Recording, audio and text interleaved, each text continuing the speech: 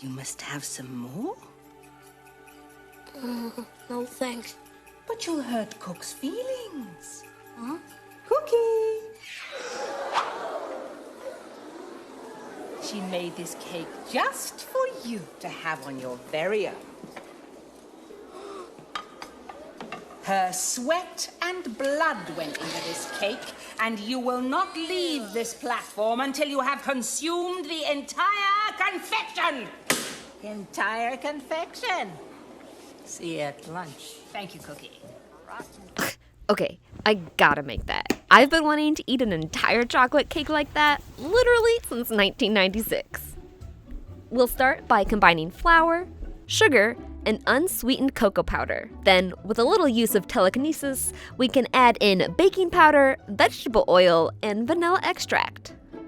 Next, we can pour in our milk and eggs, plus the coffee we stole from Miss Trunchbull's desk. And don't forget some of the lunch lady's blood and sweat, squeezed from a rag found in the school kitchen. Mix it all together until a smooth batter comes together before pouring it into round baking pans. Bake the cakes for about 35 minutes, then cool completely before chilling for 24 hours. While the cakes are chilling, make the ganache by mixing together bittersweet chocolate chips with heavy cream. The warm cream will slowly melt the chocolate chips while we stir. Continue to stir until the chocolate chips are completely melted and the chocolate is smooth and glossy. Then let the ganache slowly cool while stirring occasionally until it reaches a thick but spreadable consistency. Spread the ganache onto the chilled cakes.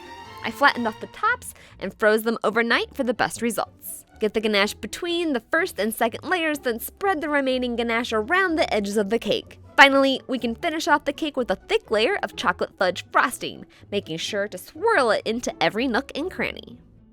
This fudge cake has both haunted and intrigued me for as long as I can remember. It's insanely chocolatey from top to bottom, and definitely good enough to eat the entire thing in one sitting, whether Trunchbull forces you to or not. What fictional feast should I make next? Let me know in the comments. And don't forget to follow The Starving Chef for even more recipes.